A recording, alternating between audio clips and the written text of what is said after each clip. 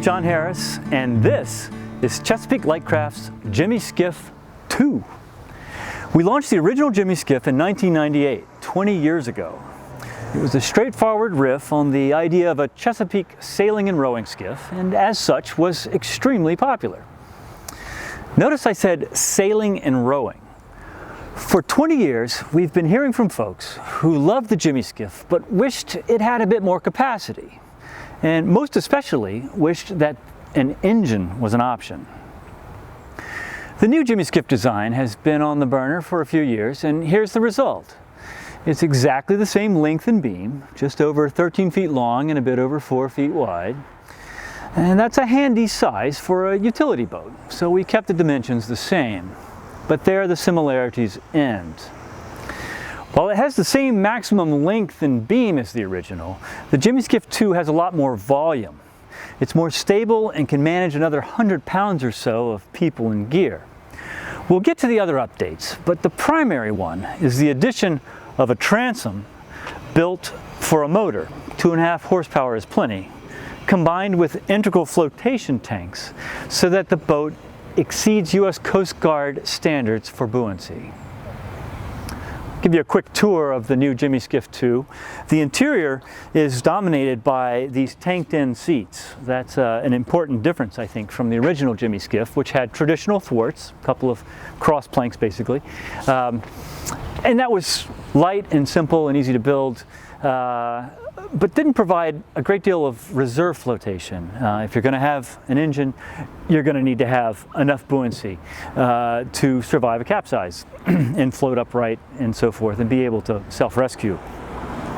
So the boat was designed around side seating like this. Yes, that means that you don't have to sit on the floor while you're sailing like you did in the first Jimmy Skiff. And it also creates this big open area down the center. Thwarts are movable. So you can row from the center, you can row from the front seat, or you can take the seats out entirely and set them aside and just have this big sprawling space for sailing. It's nice that the oars stow down the middle, and storage is available in the bow compartment and in the side compartments if you're camping. Not many people camp out of small boats anymore, but we try to cater to those who do. And one of the things you can do with the Jimmy Skiff II is sleep inside. Something that would be difficult if it had thwarts that were permanent, a centerboard trunk in the middle, and so forth. Let me demonstrate.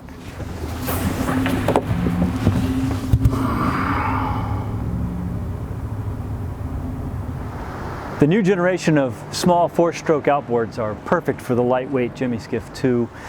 We've reinforced the transom. It's much thicker than it was on the original Jimmy Skiff, plus some padding in addition. And of course, these tank seats are supporting the transom, so it's very strong. You really don't need a ton of power to drive this boat. You can go 6 or 7 knots easily with this 2 horsepower 4-stroke.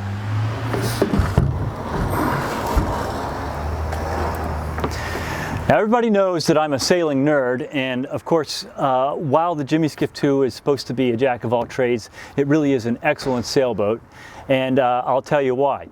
I did get some heat early on when we were designing this boat and sharing drawings with the public. Oh, you've made the boat deeper and heavier, it's 30 pounds heavier, it doesn't have as much rocker in the stern and so forth. Aren't you going to be making a more dull sailboat? Not at all. Actually, we've added stability and thus power to carry sail. The Jimmy Skiff II has quite a bit larger sailing rig than the original boat, and I find it even more fun to sail than the original. This type of sailing rig is traditional to Chesapeake sailing skiffs. It's called a leg of mutton rig, I guess because of the triangular shape, or just sprit boom. The boom crosses at an angle like that. The real advantage is that you get great sail shape without the need for a boom vang. This sail is actually tracked on the mast, so it slides up and down on a track, which makes it very easy to stow if you're out on the water. The centerboard is actually off-center. That opens up the interior, it's an easier installation, and I can't tell any difference in performance with the dagger board offset to one side just a little bit. Whether you're rowing, sailing, fishing, crabbing, motoring, I think you'll find the Jimmy Skiff II lots of fun. I know I've enjoyed all the time I've spent in the boat. It's also easy to build from a kit or from plans. Find out more at clcboats.com. I'm John Harris.